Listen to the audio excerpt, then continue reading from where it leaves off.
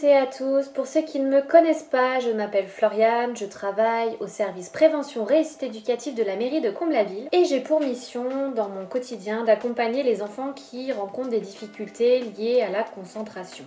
La concentration aujourd'hui c'est un vrai défi et ça ne touche pas simplement les enfants, ça touche vraiment tous les publics. Donc aujourd'hui on va aborder dans cette vidéo ce que c'est que la concentration et comment faire pour mieux se concentrer. Alors maintenant je vais vous poser la même question que je pose à tous les parents, à savoir c'est quoi pour vous la concentration? Parce que vous êtes nombreux à vouloir que vos enfants soient concentrés, mais finalement est-ce que vous savez réellement ce que c'est qu'être concentré? Parce que si vous posez la question à vos enfants, je suis persuadée qu'ils vous le diront qu'être concentré pour eux c'est être sage.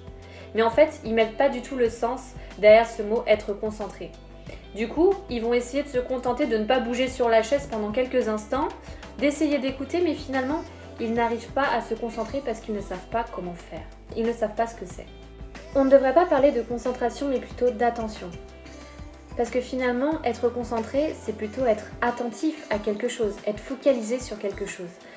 Donc, être attentif, c'est notre capacité individuelle de pouvoir se mettre en projet, de faire exister mentalement dans notre tête ce qu'on va nous transmettre ou ce qu'on va nous dire, ce qu'on va écrire, ce qu'on va lire.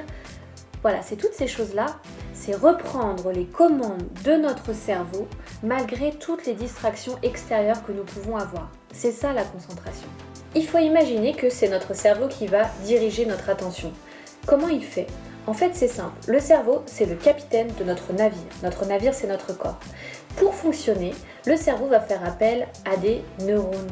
Les neurones, ça va être un peu les petits travailleurs dans notre cerveau qui vont avoir chacun une mission.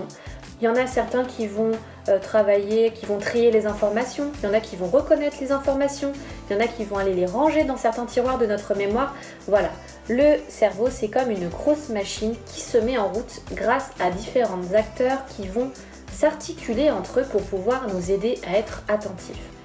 Il faut imaginer que le capitaine de votre corps, c'est votre cerveau, et que lui-même a sous ses ordres des neurones chefs qui vont guider les autres neurones à réaliser la tâche à accomplir, notamment lorsqu'il s'agit de se concentrer. Les neurones chefs vont orchestrer les neurones entre eux afin de pouvoir se concentrer. Lorsque vous voulez faire plusieurs choses en même temps pour essayer d'être plus rapide dans une tâche, en fin de compte, vous mettez en conflit deux neurones chefs. Et plutôt que de gagner du temps, au contraire, vous allez en perdre. C'est comme si vous demandiez à un neurone chef d'aller à gauche et à l'autre neurone chef d'aller à droite. Les neurones ne sauront plus quoi faire et du coup, ça ne va pas faciliter votre concentration pour réaliser la tâche. Par exemple, lorsque vos enfants lisent un texte, arrivés à la fin du texte, ils n'ont pas compris. C'est parce que finalement, la lecture leur demande deux tâches à réaliser, celle de lire et de déchiffrer, et ensuite celle de comprendre. Afin de les aider dans la lecture, j'encourage les parents à faire une deuxième lecture avec leur enfant. La première lecture sera pour déchiffrer le texte et la deuxième sera pour se concentrer sur la compréhension du texte.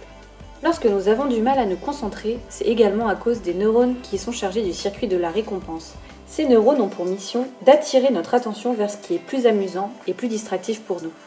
C'est pour ça que vos enfants, lorsqu'ils sont à l'école et qu'on leur explique une leçon, ils peuvent être vite distraits par d'autres choses dans la classe qui sont des distractions et qui vont attirer leur attention vers autre chose. Vivant dans une société où il y a de plus en plus de distractions autour de nous, vous pouvez voir que c'est très compliqué aujourd'hui d'être concentré, aussi bien pour vous que pour vos enfants. Pour court-circuiter l'envie de ces neurones du circuit de la récompense de venir trahir votre concentration, il faut intégrer dans les apprentissages cette notion de plaisir. Plus l'enfant prendra du plaisir dans ses apprentissages et moins il aura envie d'aller se distraire avec autre chose. Plus vous allez intégrer une notion de jeu dans les devoirs et plus ça va être fun pour vos enfants d'apprendre. Lorsque nous devons apprendre, nous demandons en fait à nos neurones chefs de s'adapter à une nouvelle situation. Plus vous ferez des jeux qui iront dans ce sens-là et plus ce sera facile pour eux de s'adapter et ainsi de rentrer dans leurs apprentissages et de se concentrer. Vous pouvez faire des jeux comme les labyrinthes où il faut pouvoir trouver le bon chemin pour sortir. Ou encore jouer à ni oui ni non, car c'est un jeu qui nous oblige à ne pas répondre par des réponses habituelles comme le oui ou le non. On doit donc se concentrer pour trouver une autre réponse. Vous devez aussi également faire attention à l'environnement dans lequel votre enfant travaille. Essayez de supprimer toutes les distractions qui pourraient l'empêcher de se concentrer. Une notion importante dans la concentration et qui n'est pas des moindres, c'est également la motivation que met votre enfant dans les apprentissages. Met-il du sens dans sa scolarité ? Il est important pour vous d'aller questionner cela. Plus votre enfant saura à quoi sert l'école et à quoi ça sert d'apprendre, et plus il pourra être à même à se projeter et ainsi à s'investir dans sa scolarité et dans ses apprentissages. Il est important également d'hydrater vos neurones avant de se mettre au travail. Pour être concentré, je conseille aux enfants de boire un petit verre d'eau. Il y a d'autres petits exercices que je fais systématiquement faire à mes suivis afin qu'ils puissent être mieux concentrés et ça a vraiment fait ses preuves sur leur scolarité. Vous pouvez leur demander de faire du brain gym. Le brain gym, c'est quoi? C'est utiliser son corps pour mieux apprendre. On va mettre son corps en mouvement pour stimuler la compréhension, la lecture, la concentration et toutes les autres choses qui sont nécessaires aux apprentissages. On va faire travailler notre hémisphère droit et notre hémisphère gauche en même temps pour travailler la jonction entre les deux et ainsi la concentration. Comme l'hémisphère droit contrôle la partie gauche de notre corps et l'hémisphère gauche la partie droite de notre corps, en gros, il faut faire des jeux où vous allez travailler avec les deux mouvements en même temps, en simultané. Par exemple, je peux demander à mon enfant de dessiner des deux mains en même temps. Ça, c'est un super exercice. Avec les enfants, je leur propose systématiquement, avant de commencer les devoirs, de pouvoir dessiner des signes de l'infini ou encore de faire des mouvements croisés. Les mouvements croisés, c'est simple. Vous prenez votre bras droit avec votre coude et vous allez aller toucher votre genou gauche pour travailler à la fois l'hémisphère gauche et l'hémisphère droit.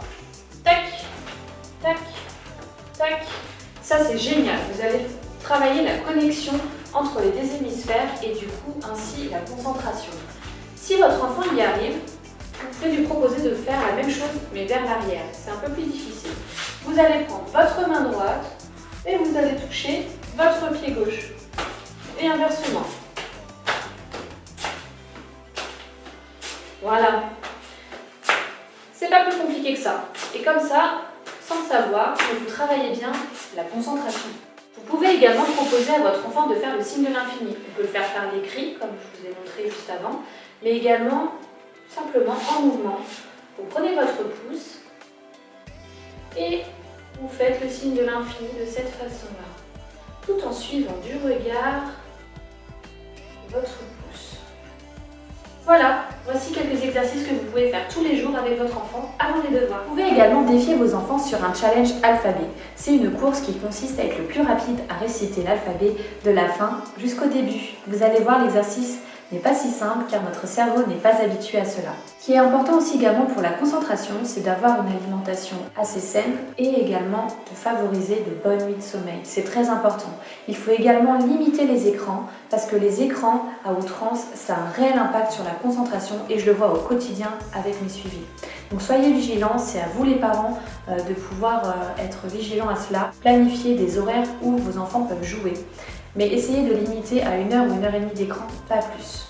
Ensuite, ce qui est vraiment important également, c'est de pouvoir continuer à encourager et féliciter vos enfants. Plus ils auront conscience qu'ils ont des capacités et qu'ils peuvent réussir, et plus ils vont reprendre confiance en eux et pouvoir s'investir plus facilement dans leurs apprentissages. Voilà, j'espère que cette vidéo vous aura plu. Petite chose aussi à noter que j'ai oublié de préciser, c'est qu'il y a certains enfants qui ont vraiment besoin de bouger. Alors pour ça, il existe des alternatives. C'est vraiment quelque chose qui est un besoin pour eux pour être concentrés. Vous pouvez leur proposer de prendre des objets anti-stress à malaxer pendant qu'ils font leurs devoirs. Ça va permettre d'extérioriser un peu l'énergie qu'ils ont en trop en eux et qui ne va pas venir distraire leur concentration.